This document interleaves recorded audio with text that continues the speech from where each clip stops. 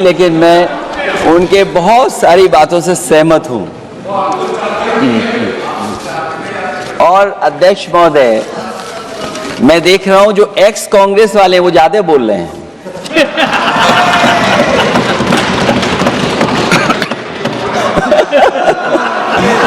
आदरणीय अध्यक्ष महोदय,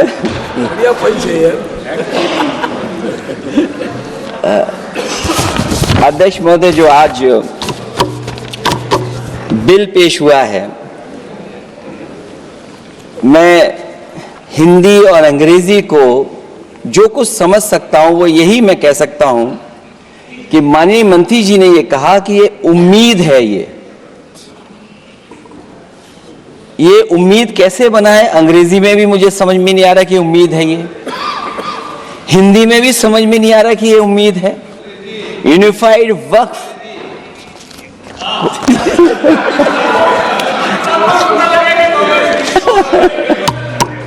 अध्यक्ष महोदय, यूनिफाइड वक्फ मैनेजमेंट, अध्यक्ष महोदय, ये अध्यक्ष महोदय, मैं समझ सकता हूं कि मैं वो बात छेड़ना नहीं चाहता था, लेकिन क्या करूं, मजबूरी है अब। अध्यक्ष महोदय, अभी माननीय सदस्य लोग ये कह रहे हैं कि हमारे सदस्य नहीं है यहां पर जो हमारे साथी हैं, लेकिन अध्यक्ष महोदय मैं ये कहना चाहता हूं, अध्यक्ष महोदय मैं ये कहना चाहता हूं, ये जो बिल लाया जा रहा है, भारतीय जनता पार्टी में एक मुकाबला चल रहा है। भारतीय जनता पार्टी के अंदर मुकाबला चल रहा है कि खराब हिंदू कौन बड़ा है। तो ये बात अध्यक्ष महोदय मैं ऐसे ही नहीं कह रहा हूं। जो पार्टी ये कहती हो कि दुनिया की सबसे बड़ी पार्टी है, अध्यक्ष महोदय वो अपना राष्ट्रीय अध्यक्ष नहीं चुन पाए अभी तक। अध्यक्ष महोदय, अध्यक्ष महोदय, भारतीय जनता पार्टी क्या है?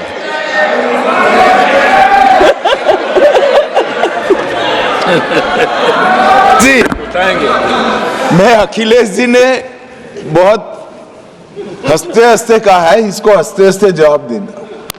ये सामने जितनी पार्टियां हैं उनका राष्ट्रीय अध्यक्ष उन 5 लोगों को ही चुनना है परिवार के। हमें माननीय अध्यक्ष जी करोड़ों सदस्यों में से 12-13 करोड़ सदस्य प्रक्रिया कर कर चुनना है तो देर लगती है। आपके यहां जरा भी देर नहीं लगेगी। मैं कह देता हूं अभी 25 साल तक आप अध्यक्ष हो जाओ, नहीं बदल सकता। अध्यक्ष महोदय, क्योंकि जो बात निकल के आई है वो मैं फिर आगे बढ़ा दूं। अध्यक्ष महोदय, जो बात सोशल मीडिया या और जगह गुपचुप हो रही है, कहीं ऐसा तो नहीं था कि अभी कुछ दिन पहले यात्रा जो हुई है वो कहीं 75 वर्ष की एक्सटेंशन वाली यात्रा तो नहीं थी। अध्यक्ष महोदय, ये जो इस बार जो वक्फ बिल आया है, नाकामी का पर्दा इस बार है वक्फ बिल। और नाकामी कोई एक आध नहीं है, मैं कई नाकामियां बता सकता हूं। अभी मैं माननीय सदस्यों को सुन रहा था, वो पुराने कई बिल उनके बारे में चर्चा कर रहे थे कि कितने प्रोग्रेसिव बिल लेकर के आए हैं। मुझे याद है मैं उत्तर प्रदेश में उस समय था और मुझे लगा कि शायद इनकी वो बात ठीक होगी। एक ये बहुत तैयारी के साथ फैसला लेकर के आए थे और फैसला ये लिया था आधी रात के आज के बाद नोट नहीं चलेंगे, नोट बंद हो जाएंगे। अध्यक्ष महोदय, उस नोटबंदी नाकामी के बारे में भी तो चर्चा हो जाए कि अभी भी न जाने कितनी जगह पर कितना रुपया निकला जा रहा है, कितना निकल करके आ रहा है। केवल नाकामी नोटबंदी की नहीं, नाकामी बेरोजगारी की भी है, नाकामी महंगाई की भी है, नाकामी किसान की आय दोगुनी नहीं कर पाए वो भी इनकी नाकामी है। मुझे याद है एक माननीय मंत्री जी पूरे देश की नदियों के बारे में बीओडी बता रहे थे, लेकिन माननीय मंत्री जी ये भूल गए कि उनके शहर में, उनके क्षेत्र की जो नदी है उसकी बीओडी क्या है। गंगा क्या साफ हो गई, यमुना क्या साफ हो गई, स्मार्ट सिटी क्या बन गई, क्या गोद लिए हुए गांव इन्होंने गोद से उतार दिए, उनकी क्या दुर्दशा है। इसलिए मैं कहना चाहता हूं, ये नाकामी का पर्दा इस बार वक्फ बिल बना है। और सबसे बड़ी बात तो यह है कि जिसके लिए फैसला होना है उसकी बात को अहमियत न देना भी नाइंसाफी है। अध्यक्ष महोदय, नाकामी केवल यहां तक नहीं है। और भारतीय जनता पार्टी क्या है, मैं केवल एक पुरानी घटना याद करता हूं। एक बार फैजाबाद अयोध्या में एक कार्यक्रम था, उसमें बड़ी तैयारी की गई थी और तैयारी के साथ कलाकार मुंबई से बुलाए गए थे। हो सकता है वो सहमति दिल्ली से ना रही हो, केवल लखनऊ की सहमति से हो रहा हो कार्यक्रम।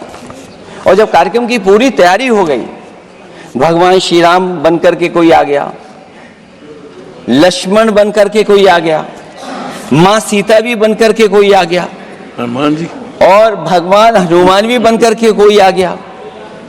लेकिन जब लखनऊ से वो हेलीकॉप्टर उड़ा और अयोध्या पहुंचा तो सब लोग थे, लेकिन उसमें हनुमान नहीं थे। अध्यक्ष महोदय, मैं भारतीय जनता पार्टी के लोगों से कहूंगा कि जानकारी करिए कि आखिरकार भगवान श्री राम थे, लक्ष्मण थे, सीता थी, लेकिन हनुमान क्यों नहीं थे?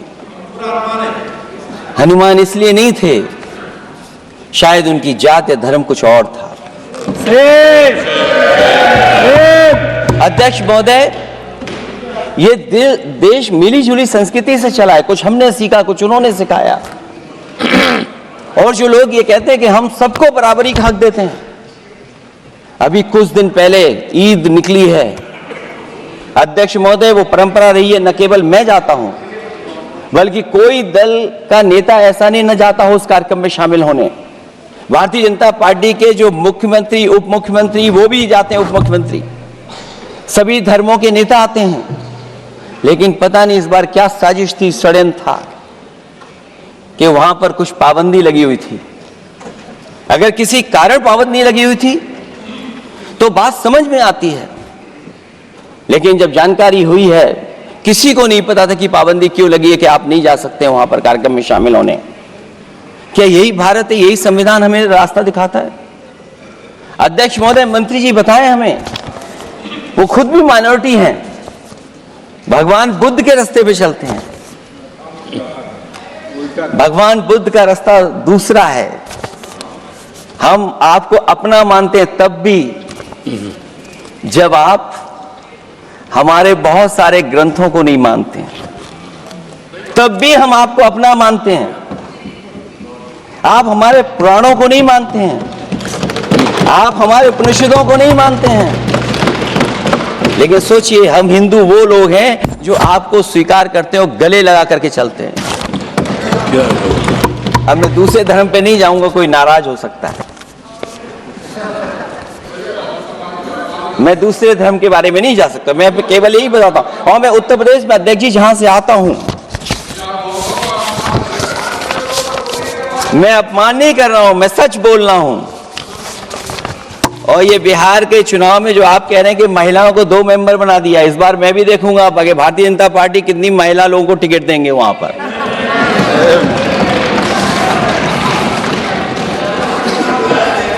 अध्यक्ष महोदय, भाजपा जब भी कोई नया बिल लाती है तो वो अपनी नाकामी छुपाती है। भाजपा वाले मुसलमान भाइयों की वक्फ की जमीन चिन्हित करने की बात कर रहे हैं, जिससे महाकुंभ में जो हिंदू मारे गए हैं या खो गए हैं, उनको चिन्हित करने की बात पर पर्दा पड़ जाए। अध्यक्ष महोदय, मुझे खुशी इस बात की कि हमारा धर्म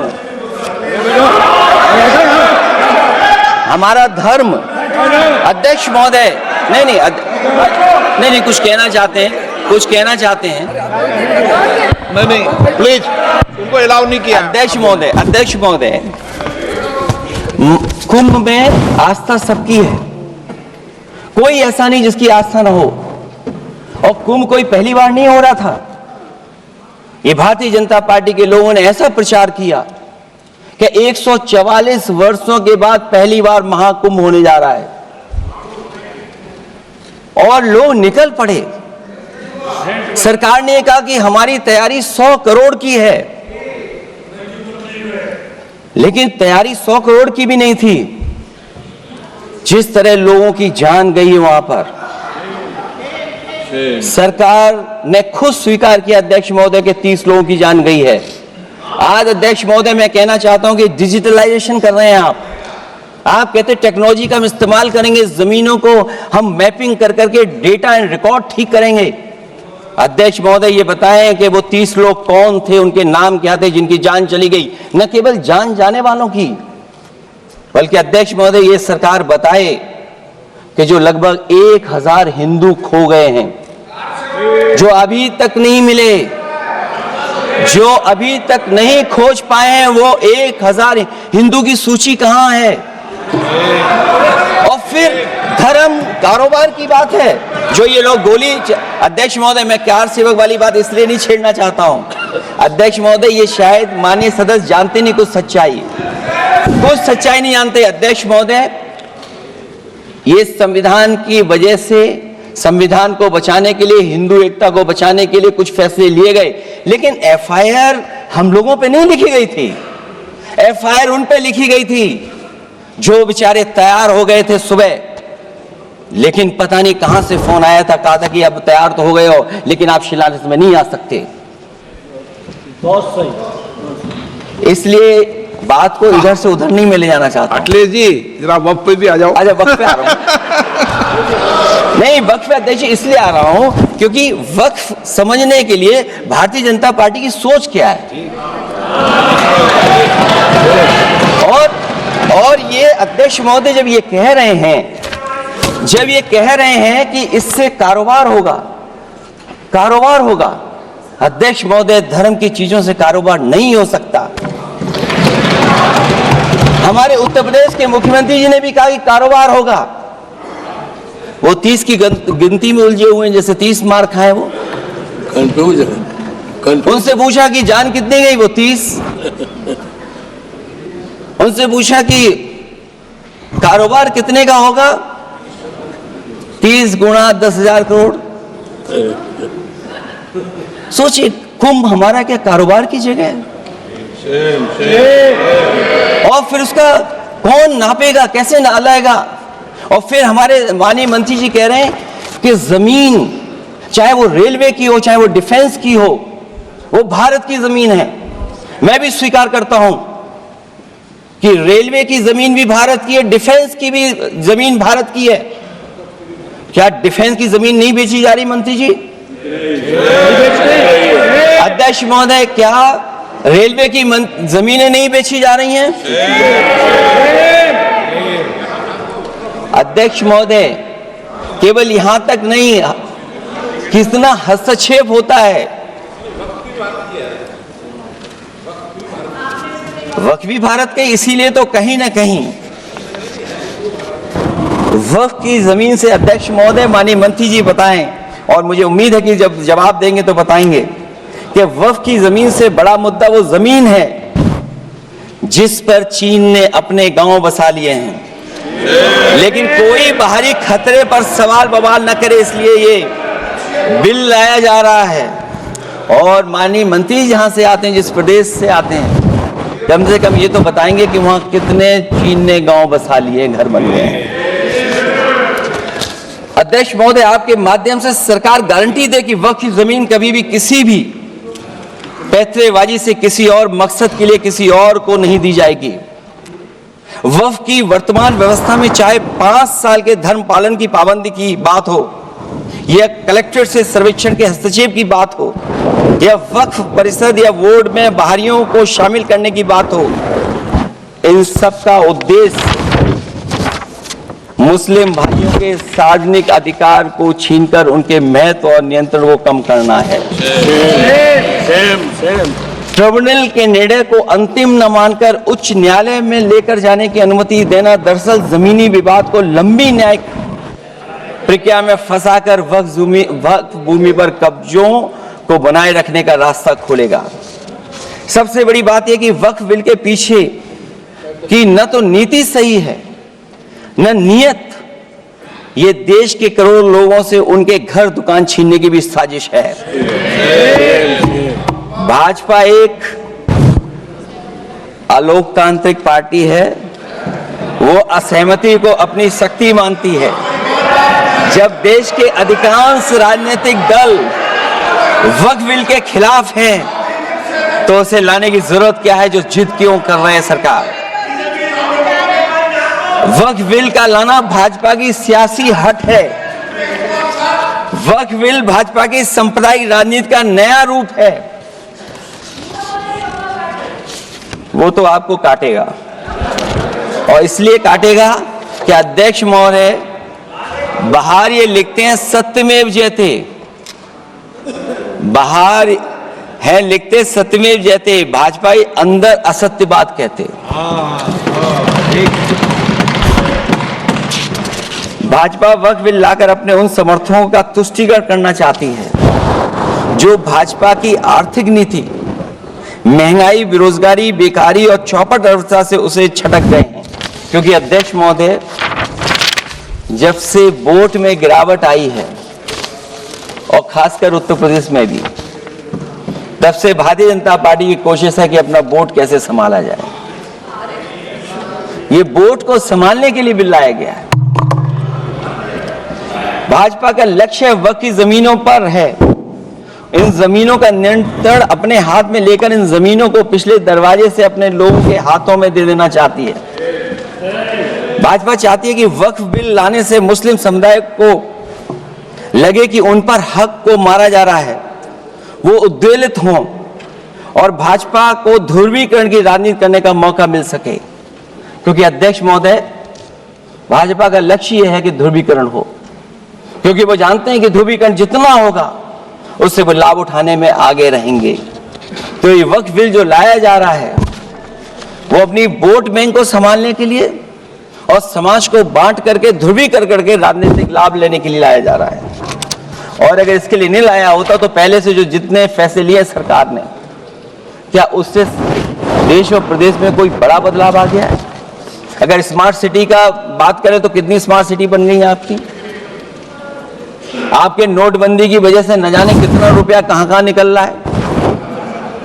और डर तो ये लगता है कहीं भाजपा वाले दूसरों के पैसा रख करके न पकड़वा दें। वक्फ बिल के आने से पूरी दुनिया में एक गलत संदेश भी जाएगा। इससे देश की सेकुलर इमेज को बहुत धक्का लगेगा। वक्फ बिल भाजपा की नफरत की राजनीति का एक और अध्याय है। मैं अंत में कहना चाहता हूं कि अभी तो आपने साथी संभाल लिए हैं, एक साथी तो मुझे दिखाई नहीं दे रहा है। और हमारे जिनका हमने सम्मान किया, हमें कहां ले गए आप? और हमें यहाँ छोड़ गए आप, हमें छोड़ गए। हमें देखिए सभापति महोदय देखिए राजनीति क्या है। हमने आपका हाथ पकड़ा और हम यहाँ आ गए, और आप हमारा हाथ छुड़ा करके वहां चले गए। इसलिए देखिएगा कब हमारा इनका हाथ मिल जाए। और मैं अध्यक्ष सभापति महोदय ये कहना चाहता हूं कि वक्फ बिल भाजपा के लिए वाटरलू साबित होगा, क्योंकि ऊपर से तो हाँ हाँ कह रहे हैं, लेकिन अंदर ही अंदर बहुत सारे साथी सहमत नहीं है। मैं अंत में इतना ही कहना चाहता हूं कि ये वक्फ बिल जो लेकर के आए, कोई उम्मीद लेकर के नहीं आ रहा है। ये सोची समझी रणनीति का हिस्सा है, क्योंकि इनका जो बोर्ड बिखर गया है, ये मुस्लिम में भी बंटवारा चाहते हैं। मुस्लिम इस्लाम धर्म में कहीं बंटवारा नजर नहीं आता है, लेकिन इनकी कोशिश है कि इस बिल के माध्यम से हम मुस्लिम भाईचारा में भी बंटवारा करते हैं। बंटवारा तो पीडीए करेगा। अभी देखिएगा सभापति महोदया, हमारे एक सदस्य कह रहे थे कि चुनाव बहुत अच्छा होता है। इनसे बेहतर किसने चुनाव देखा होगा? चलिए धन्यवाद। वोट ही नहीं डालने दिया। कंप्लीट करिए चलिए माननीय सभापति महोदया, मैं धन्यवाद देता हूं। मैं और अपने दल और साथियों के साथ कहता हूं कि समाजवादी पार्टी इसका विरोध करती है, वोट पड़ेगा तो हम इसके खिलाफ वोट डालने जा रहे हैं। माननीय सदस्य श्री कल्याण बनर्जी जी।